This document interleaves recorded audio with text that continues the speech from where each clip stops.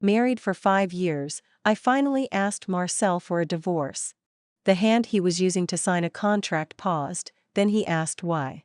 I lowered my eyes and said my family has gone bankrupt. Bankrupt, meaning that to him, I no longer had any value to be used. And also, I smelled gardenia perfume on your coat, the scent was that strong. And he was someone with a severe cleanliness obsession, he would never casually allow another person to get close to his body. Back then, I was love-brained, foolishly romantic, always thinking that as long as I married him, as long as we stayed together long enough, feelings would eventually grow. Back then, Marcel once said to me, "Do you really think that just because you married me, I would fall in love with you?" Now, I finally chose to let go. Chapter 1. The news that my family had gone bankrupt came while I was organizing Marcel's clothes. My mother's voice trembled over the phone, she choked back her sobs for a long time before finally saying, "Amy, our family is bankrupt." The coat in my hands felt as heavy as 1,000 pounds and slipped from my grip. As it fell through the air, it released a pleasant scent of gardenia. But I had never used gardenia-scented perfume. I parted my lips and said, "Mom, don't be too upset. I have money. I can sell my bags and exchange them for cash." On the other end of the phone, my mother's voice was thick with sobs. "It's not enough. Your father still owes 70 million in external debt." My head spun as I stammered, then let's cover it temporarily first." I had never encountered a moment like this before. Only after the call ended did I finally break down and cry. A cheating husband, a family drowning in debt. At that moment, I suddenly began to regret everything, why I had once become such an empty-headed heiress, good for nothing, with nothing in my mind except falling in love. Chapter 2. It wasn't until evening that Marcel came home. The moment he entered, he started signing contracts as if I didn't exist. Only when I stood directly in front of him did he raise his eyes. I took a deep breath and said, "Marcel, let's get a divorce." The hand that had been signing the contract finally stopped. He looked at me, then let out a scoff, still using that gaze he reserved for idiots. "Why?" I said, "My family has gone bankrupt." Bankrupt, meaning that to him, I no longer had any value to be used. And also, I smelled gardenia perfume on your coat, such a strong scent. And he was someone with a cleanliness obsession, he would never casually allow another person to get close to his body. After I finished saying this, Marcel's face showed a blank expression for the first time. I pressed my lips together and handed him the divorce agreement. "You just need to sign it. I had someone professionally review all the terms. Take a look and see if you're satisfied." Marcel finally moved his fingers and took the agreement. He was handsome, 27 years old, his charm undiminished, even greater than before, with an added maturity that made him even more attractive. After only a few glances, he placed the agreement on the table. "Amy, I think we can face this difficulty together rather than separating at a time like this." I smiled and said, "But Marcel, you don't love me. Then why won't you sign the divorce agreement?" Being with me now was nothing but trouble. My heart, at this very moment, still couldn't help but start beating again. After all, Marcel was someone I had loved for 10 years. Could it be that? But what answered me was Marcel's sigh. "I don't want to lie to you, but you look very much like her." Chapter 3. Who did I look like? Marcel refused to tell me the answer. But the very next day, my mother called, her voice carrying barely concealed delight. "Amy, your dad's funding gap has been filled. Marcel helped. Do you think he's fallen for you? Well, you've been together 7 years. It would be strange if he hadn't fallen for you by now." My face turned deathly pale, my fingers trembling as I gripped my phone. Because I saw Marcel. He was standing right outside his company building, dressed in a black suit. Beside him was a beautiful woman, young and pretty. She smiled brightly, wearing a white dress. Even her voice seemed to carry the warmth of sunlight. "Marcel, Rocky is still around, right?" There was a smile on Marcel's face, one I had never seen before. I knew Rocky. He was a little mixed-breed mutt. I used to love playing with him, but whenever Marcel saw it, he would carry Rocky away.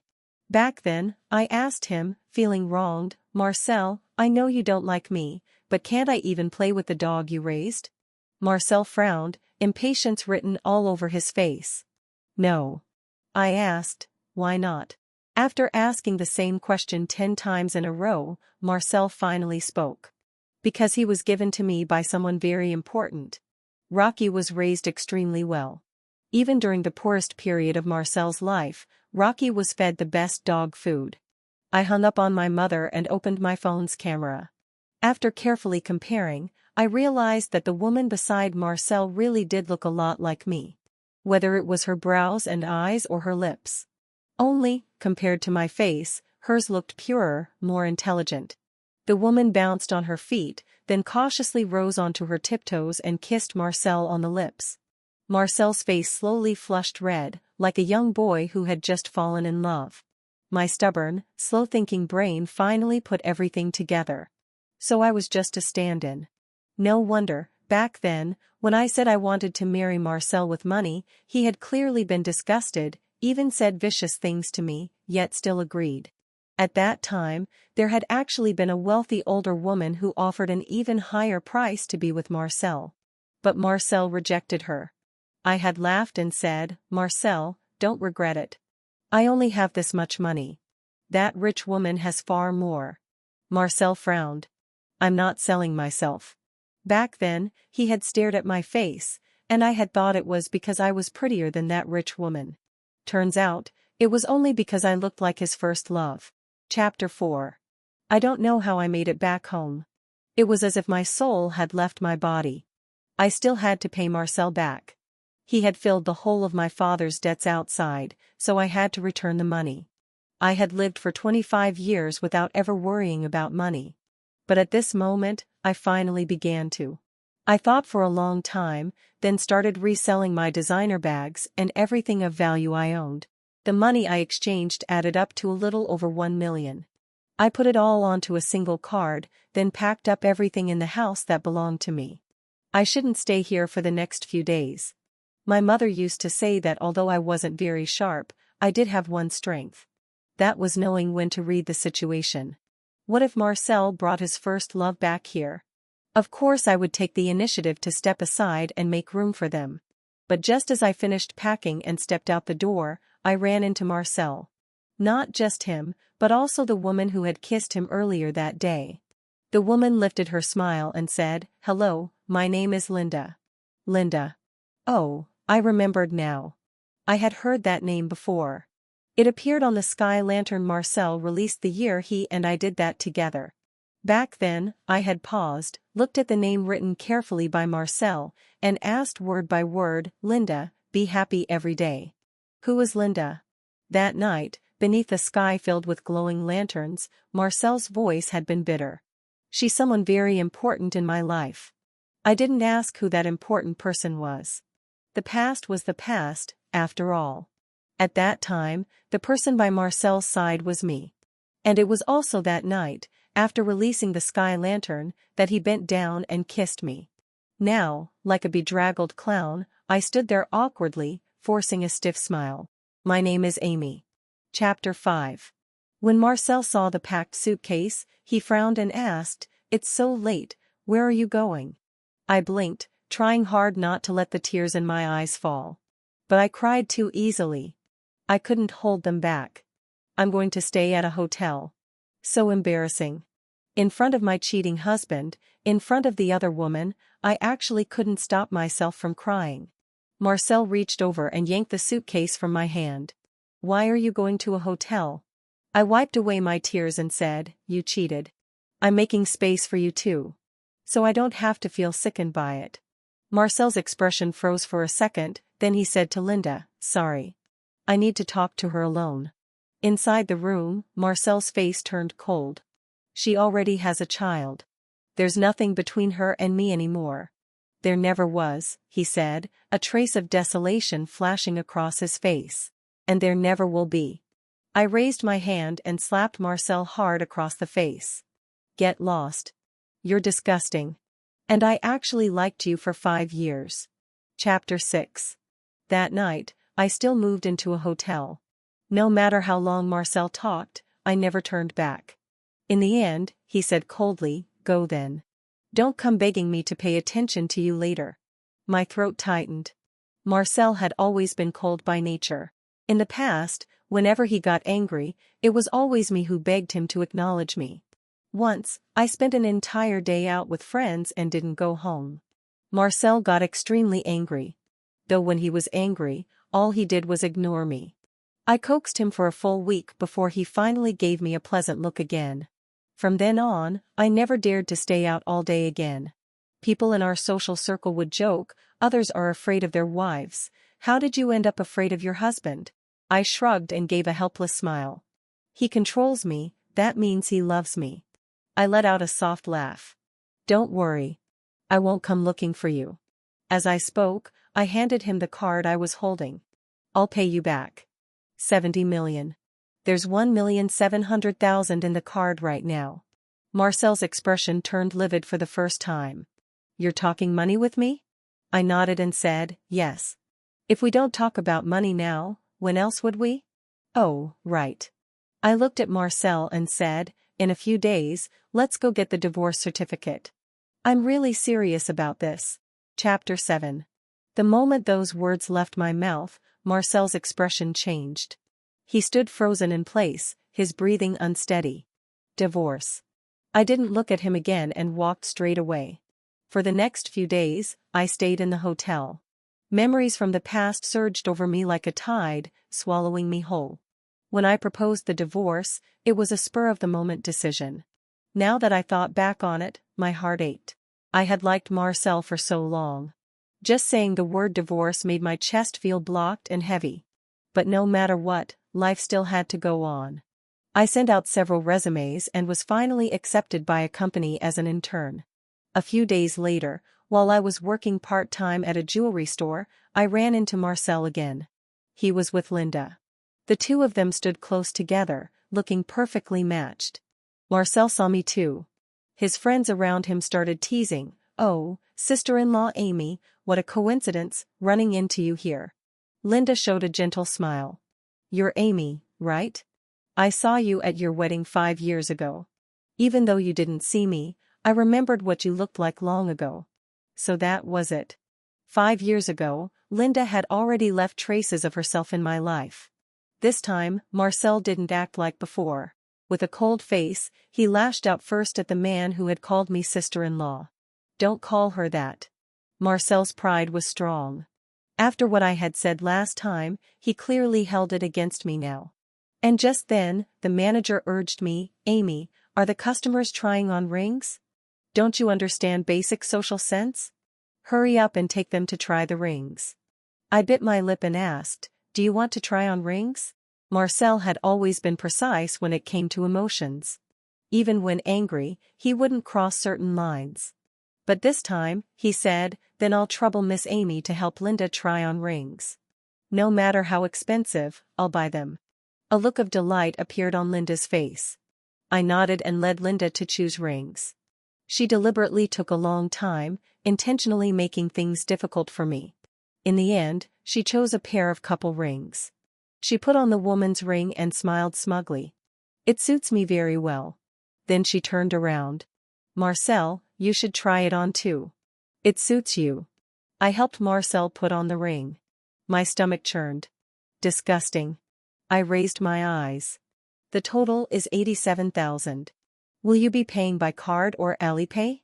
After Marcel swiped his card, I looked at him. "Oh right, Marcel." I pulled the ring off my own finger. "The ring I'm wearing, I'm returning it to you." Marcel's face visibly went pale. Even the friends who had been cheering earlier fell silent. Finally, Marcel spoke. "There's no taking back what I've given." I nodded, then tossed the ring into the trash can. "Have a safe trip. No need to come again." Marcel's face stiffened. He said to the people around him, "Let's go." After Marcel left the store, I ran to the restroom and started vomiting. Only when there was nothing left in my stomach did I raise my head. In the restroom mirror, my current miserable state was reflected back at me. I wanted to cry, but I realized I had no tears left to shed. Marcel wasn't worth crying over. When I came out of the restroom, the manager said to me, "That was a big order." "But Amy, are you okay? You don't look well." I rubbed my eyes and smiled. "I'm fine." The past 5 years, on this very day, when Marcel brought Linda to buy rings, completely turned into a joke.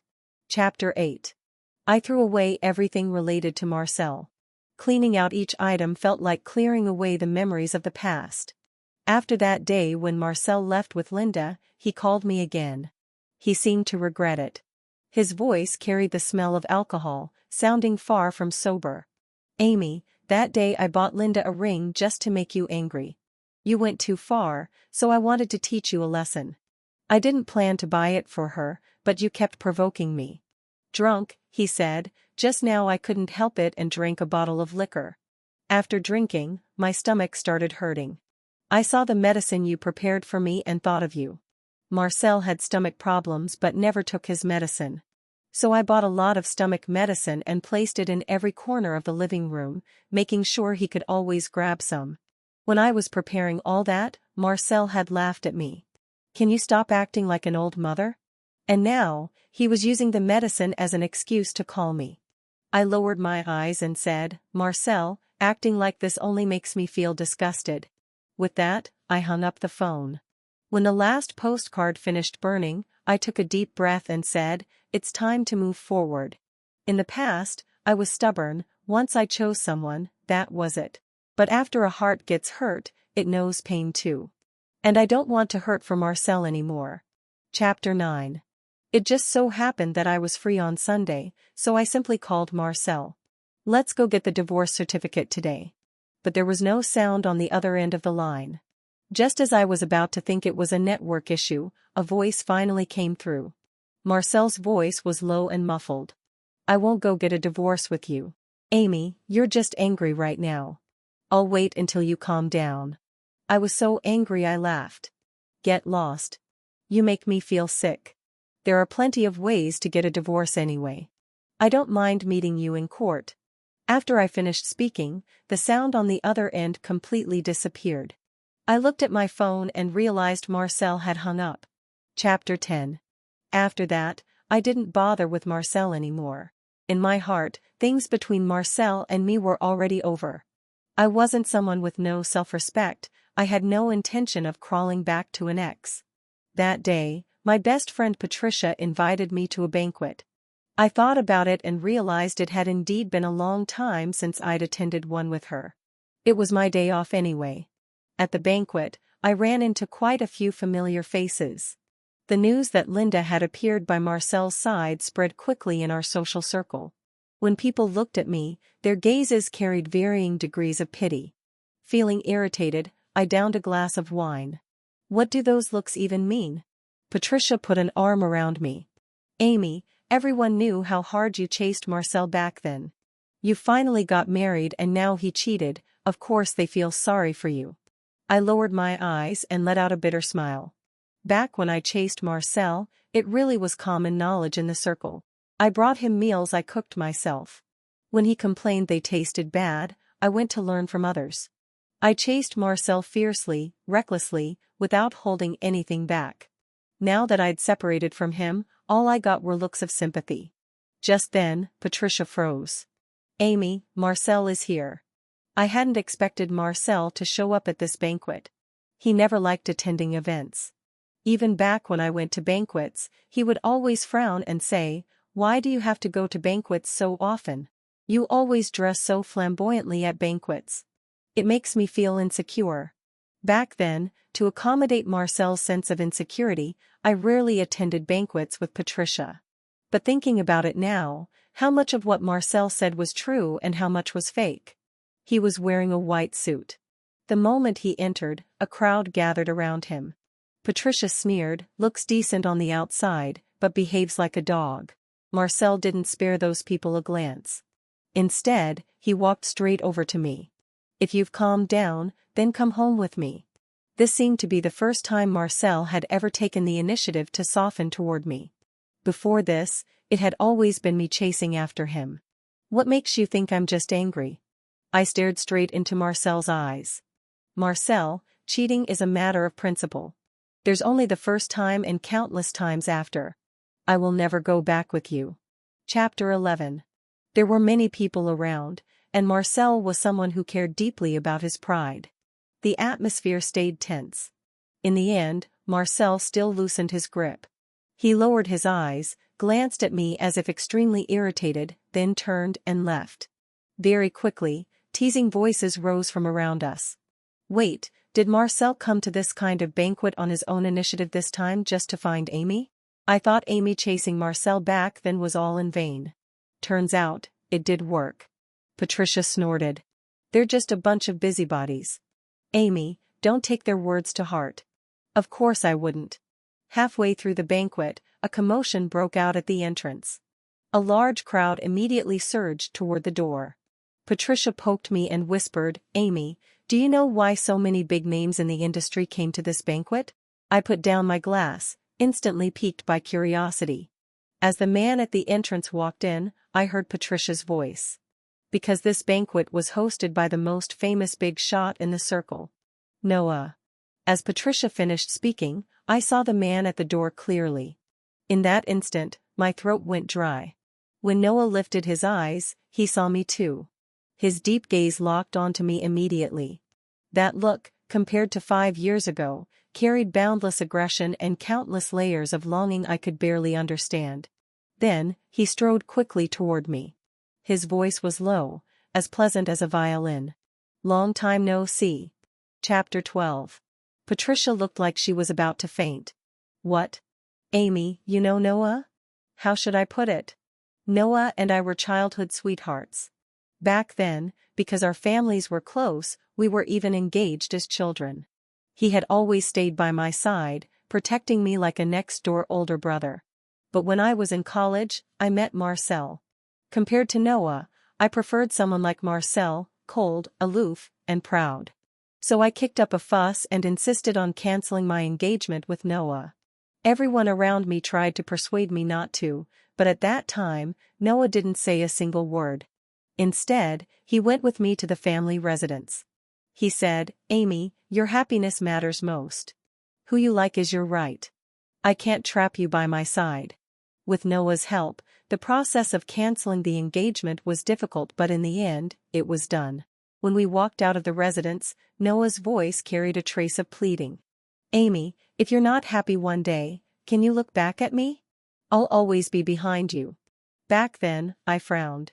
Noah, the one I like is Marcel. You should like someone else. After the engagement was cancelled, I only heard that Noah was going abroad to develop his career. On the day I got married, Noah never showed up. Once he went abroad, 5 full years passed. And now, he was finally back. I stood up and said, long time no see. Noah was more mature than 5 years ago. His eyes seemed to hold spring water within them, far more striking than before.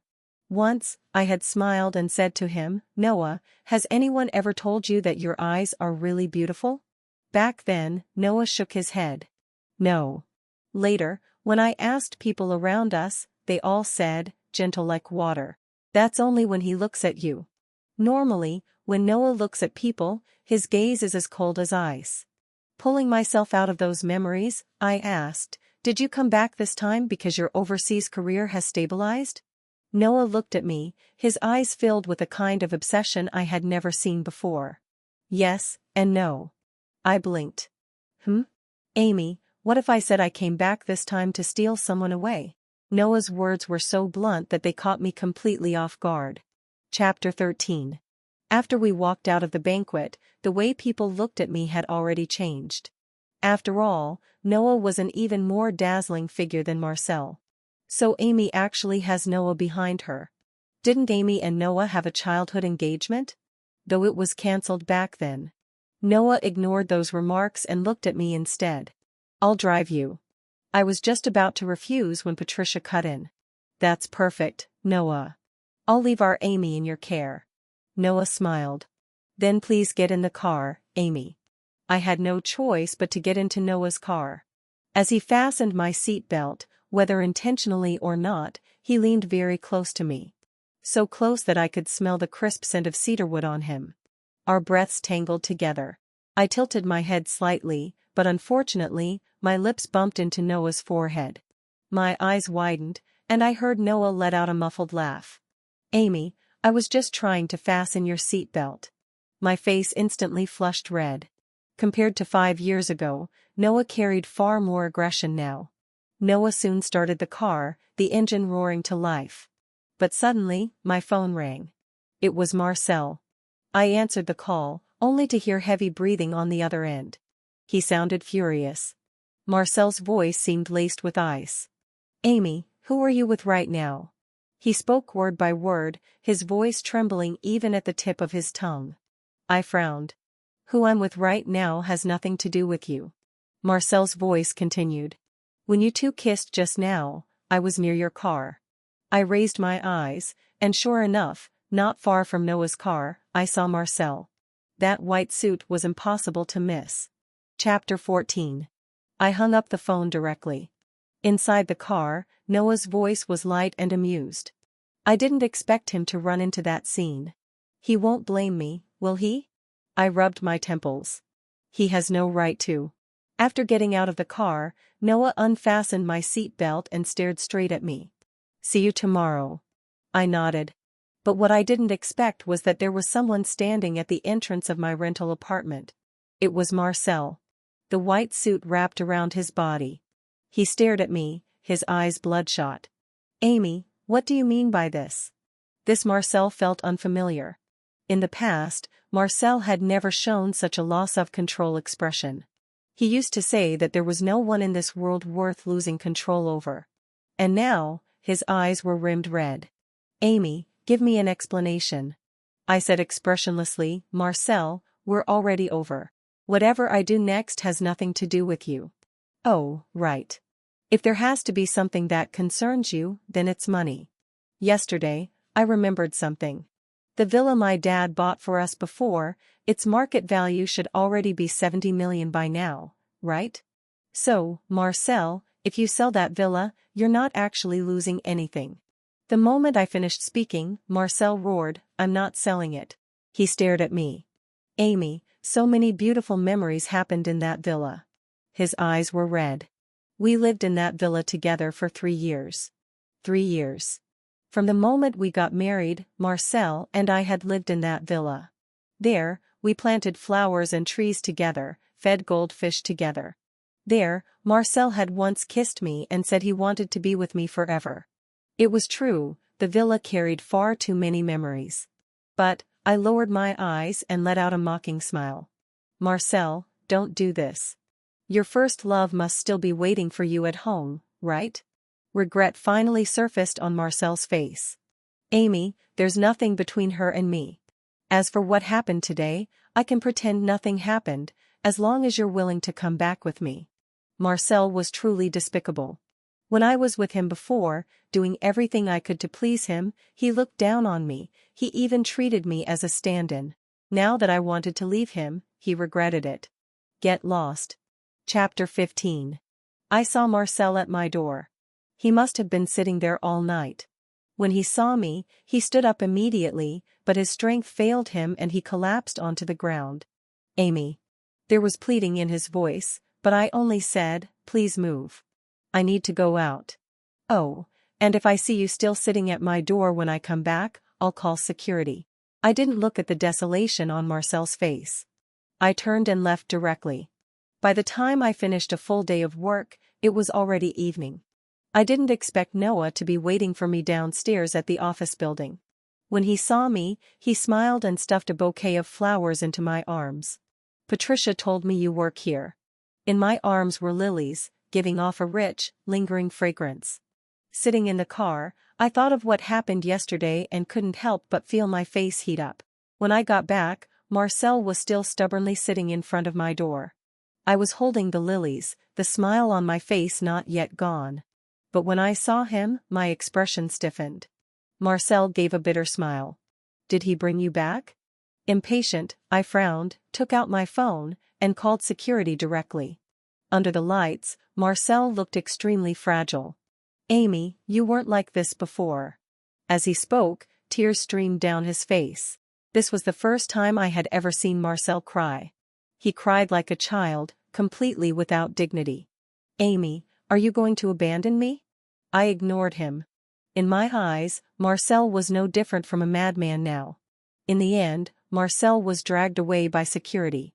Someone so proud, this was the first time his face was filled with utter dejection. Chapter 16. Just like that, a month passed. On workdays, Noah would always drive over to pick me up. I felt as if my heart had gradually made room for something soft. Marcel didn't appear in my life at all during that month. It was peaceful. Until one night, when Noah and I were having hot pot together, I received a call from one of Marcel's friends. The line was very quiet. Then Marcel's friend spoke. Did you and Marcel have a fight? He's been crying nonstop. When I got to his place, he was lying alone on the floor, smelling of alcohol. When he saw me, he froze, then hugged me and cried. He kept calling your name. His hand seemed to be bleeding, and he was holding a diary. I asked to take a look, but he refused no matter what. Hey, Amy, do you want to come see Marcel? A diary. I remembered.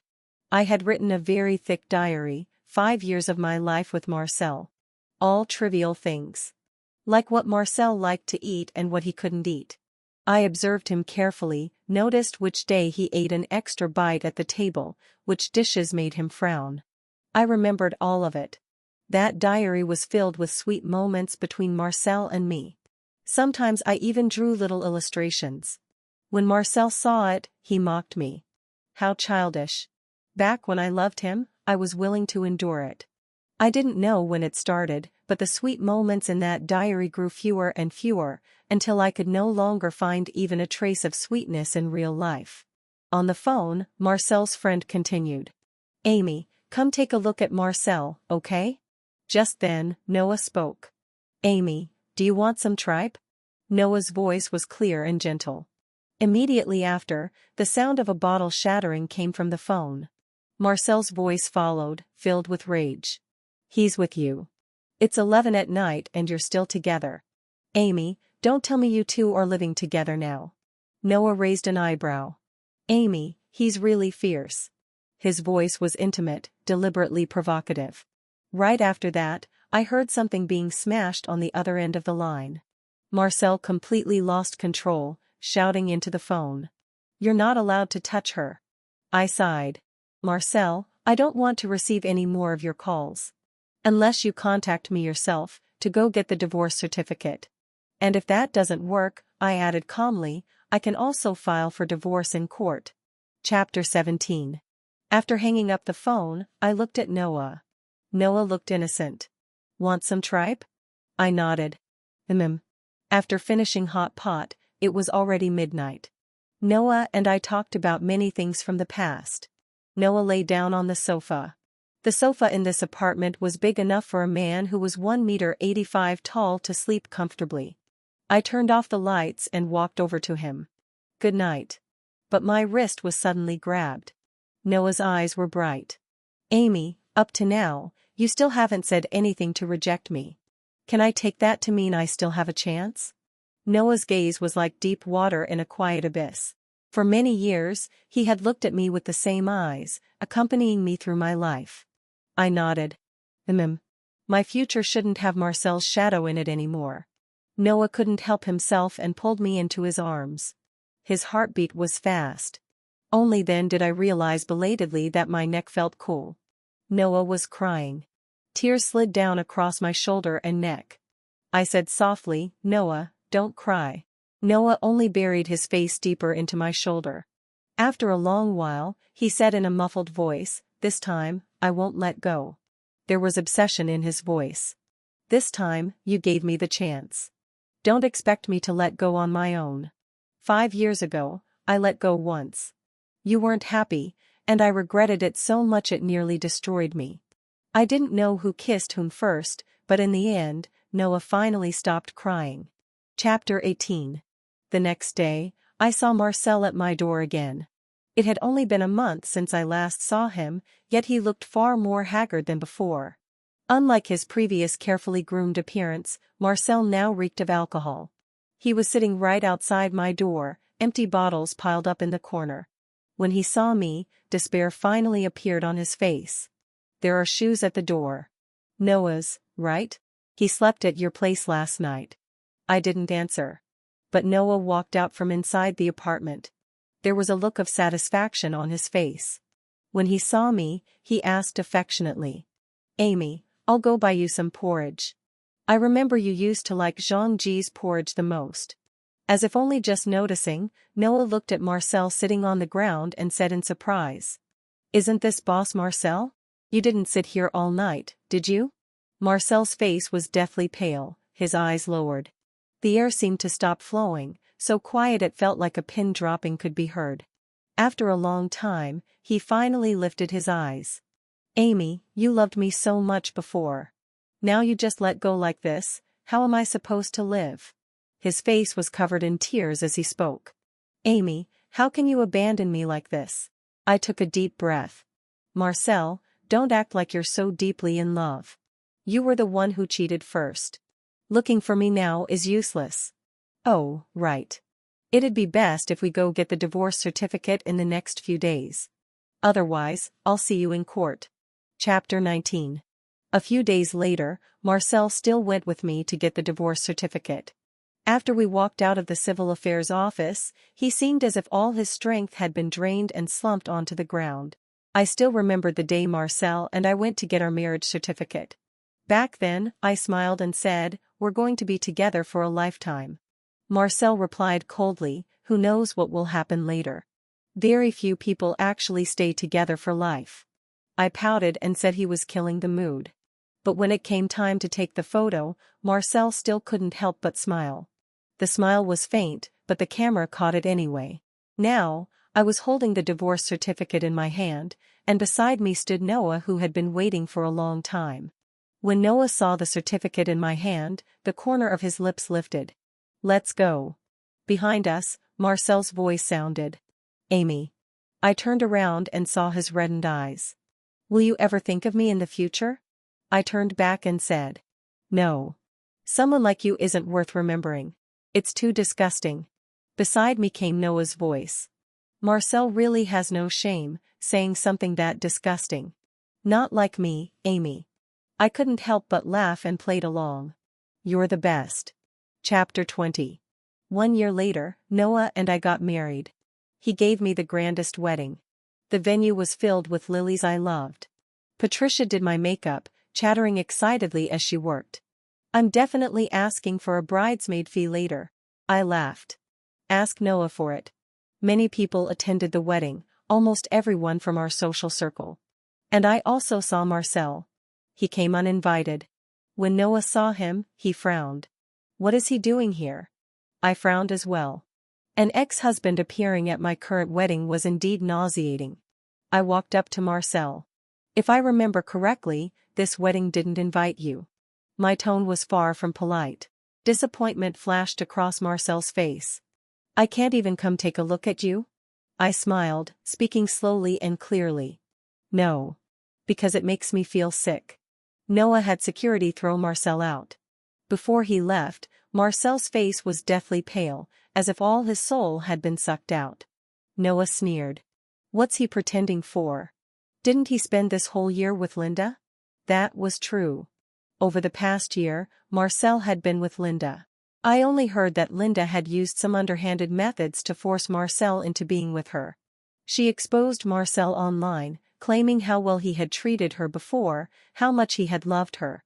She said that just because she had a child, Marcel began to despise her. The incident went viral online, but netizens soon dug up her identity as a mistress. Under public pressure, Marcel married Linda. But he didn't even give her a wedding.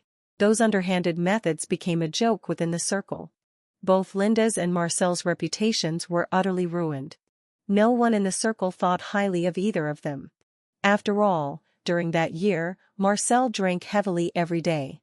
His company didn't perform well either. Coupled with public backlash, his company's stock price also fell. But all of that had nothing to do with me anymore. I took Noah's hand. His hand was warm. "Noah, from now on, we're going to be together forever." Noah lowered his eyes. Of course. The way he looked at me had never changed, just like it was in the beginning. Chapter 21. After Amy's wedding ended that day, Marcel began drinking himself senseless every single day, far more viciously than before. People around him all tried to persuade him to stop drinking so heavily. After all, too much alcohol ruined the body. He frowned. He always felt that if he didn't drink that much, there would be an emptiness in his heart that couldn't be filled. What was more, when he went home, the face waiting for him, although it looked very similar to Amy, was also very different. That face didn't have Amy's soft sweetness.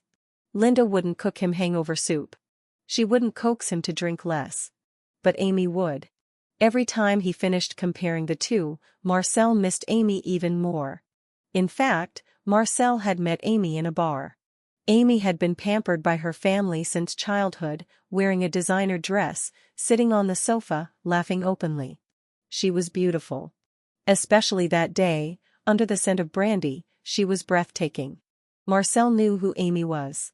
Uneducated. A spoiled rich girl in this circle. A pretty but empty-headed fool. But when he looked more closely, she seemed very similar to the first love he could never have. Marcel's heart immediately started pounding. He was smart. He was realistic.